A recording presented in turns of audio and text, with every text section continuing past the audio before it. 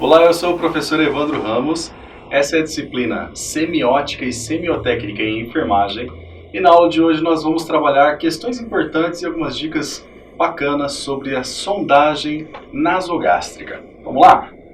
Bom, a sondagem nasogástrica nada mais é que a introdução de um tubo de polivinil, de plástico, digamos assim, um polivinil, que quando prescrito realmente para aquela necessidade, ele vai surtir algum efeito específico, que ele pode ser feito com objetivo de alimentação, nutrição, pode ser feito com objetivo de administração de medicamentos, ou pode ser feito também para drenagem de líquidos ali que estejam sendo produzidos em excesso, por exemplo, no estômago.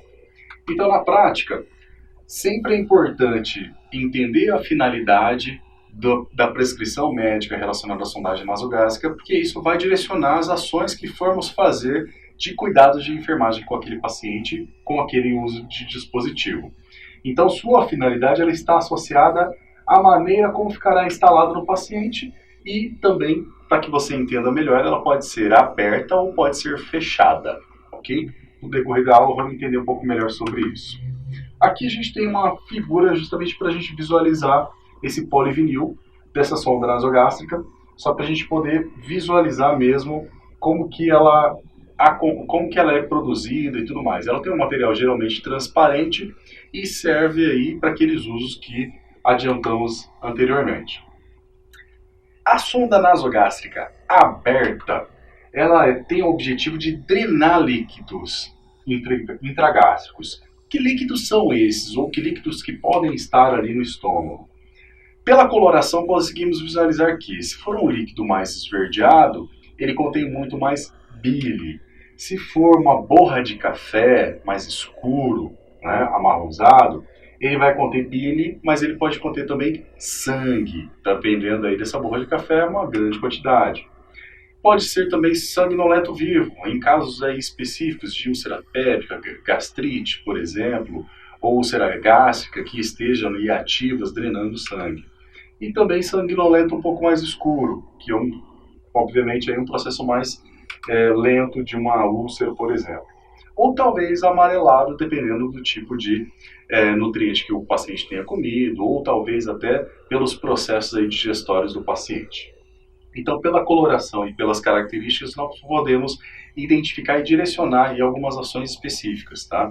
É claro que, se tiver sangue vivo, estamos aí entendendo, e também borra de café e sanguinolento, conseguimos compreender que ele está tendo hemorragia gástrica. Então, isso é um fator importante para tanto estar anotado no registro no prontuário médico, quanto comunicar ao médico, dependendo da situação, imediatamente naquele caso. Bem, a sonda nasogástrica aberta, então, nós podemos exemplificar os seus usos, principalmente relacionado a cirurgias, onde o pós-operatório se deseja um repouso aí do sistema digestório, então ela vai ficar aberta. Claro que não vai ficar aberta em local nenhum, ela vai ficar aberta com um saco coletor ou com um vidro coletor, justamente para, se houver alguma drenagem, fazer, obviamente, aí uma coleta dessa drenagem. E também ela pode ser aberta em casos de intoxicação exógena, intoxicação externa. O paciente às vezes tenha bebido algum produto químico ou ingerido algum produto químico e esse conteúdo aí precisa ser removido imediatamente, ok? Então a sonda nasogástrica serve também para fazer esse processo, ou seja, introduzir, fazer uma lavagem gástrica, por exemplo, e ela vai ficar aberta para fazer o processo de refluxo pela própria sonda. Bem, a sonda nasogástrica fechada, ela já tem aí outros objetivos, administrar medicamento, administrar água, administrar, por exemplo, nutrientes, e ela também tem a finalidade aí relacionada a outros fatores relacionados ao processo de digestão. Por exemplo, câncer na língua, anorexia, repouso pós-cirúrgico, são alguns tipos de situações que podem estar relacionados com a indicação do uso da sonda nasogástrica.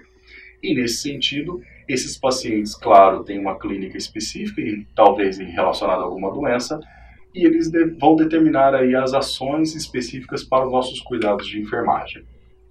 Qual é o material que vai ser utilizado para um procedimento de passagem de uma sonda nasogástrica? Nós vamos utilizar a sonda propriamente dita, ok? Que ela pode ser chamada também de sonda de Levine. Ela tem uma numeração em pares de 10 até 18, onde um número maior é um calibre maior.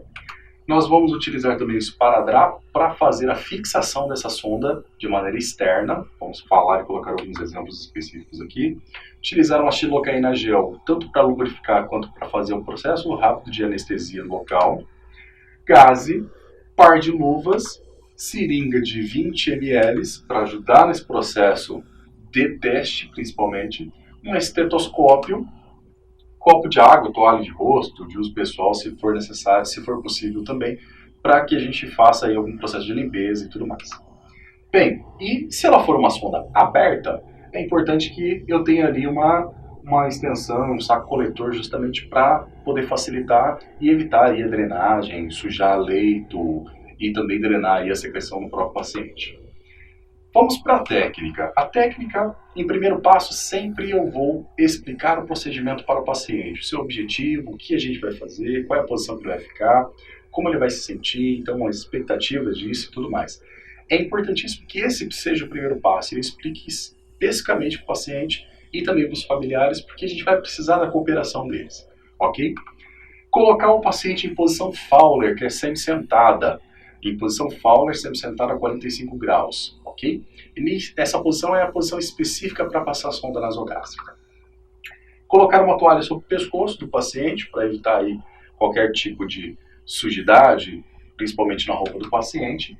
Calçar as luvas, abrir o pacote da sonda, medir o comprimento da sonda. Essa medida do comprimento da sonda ela é bastante interessante e específica e você tem que gravar isso. A gente vai utilizar a medida da asa do nariz ao lóbulo da orelha lateral e de baixo para cima do lóbulo da orelha até a ponta do apêndice xifóide. Lembre lá das aulas de anatomia, ou seja, vai ser medida a ponta aí do lóbulo da orelha até a asa do nariz, né? Então a ponta da sonda vai estar aqui, eu vou medir para cá e eu vou medir daqui até o apêndice xifóide, tá? Então esse tamanho todo será a sonda.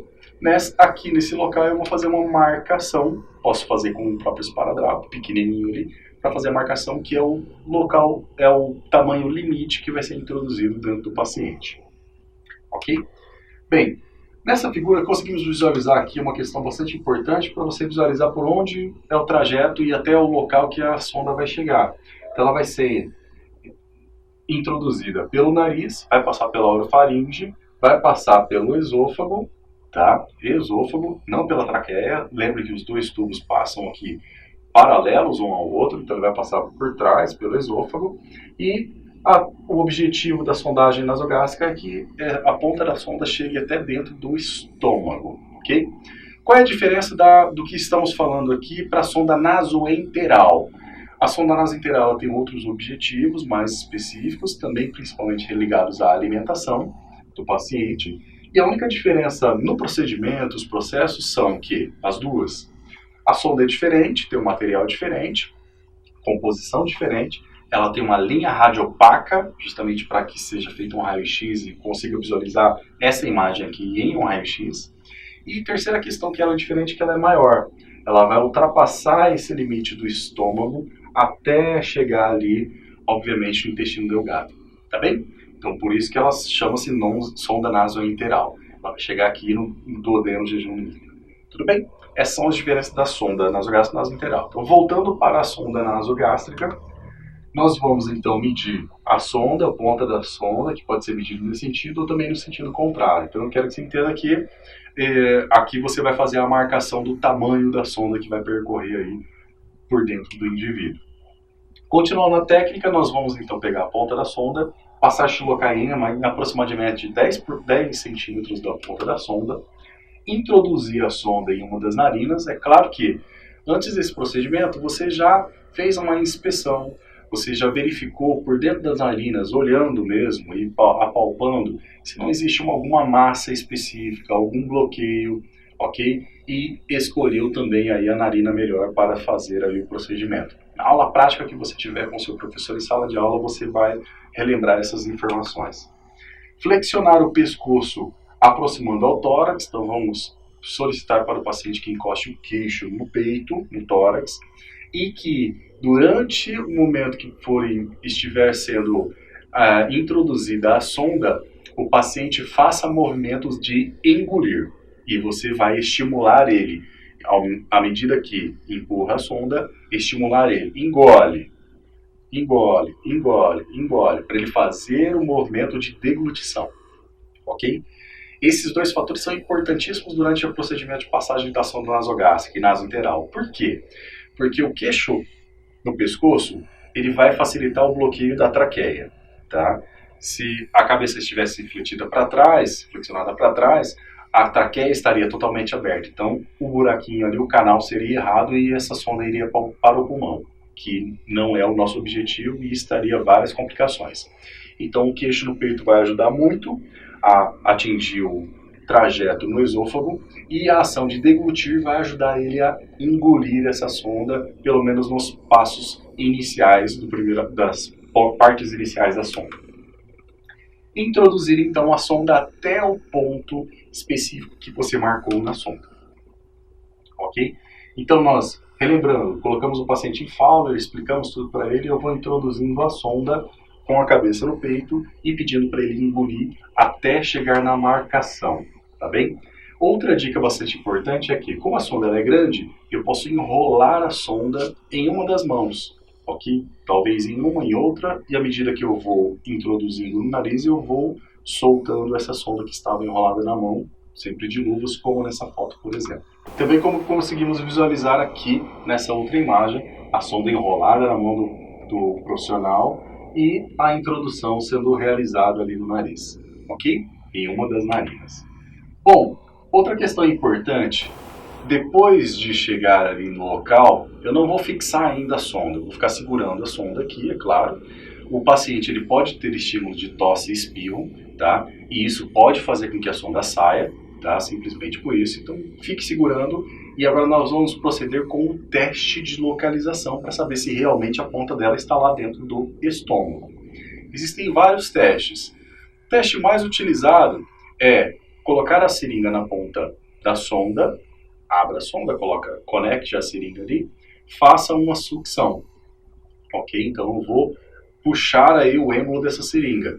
Nesse sentido, vindo alguma secreção, você já tem certeza que está no estômago. E aí você devolve essa secreção para dentro do estômago, fecha a sonda, você já tem alguma certeza ali, uma validação que essa sonda está no estômago. Se o paciente às vezes não tiver nada ou pouca secreção no estômago, talvez não venha nada.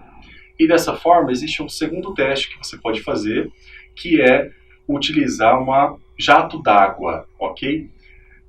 Em algumas literaturas você pode fazer a introdução de um jato de ar, 5 ml de ar, por exemplo, para fazer o teste. Porém, você vai estar infundindo ar para dentro do paciente.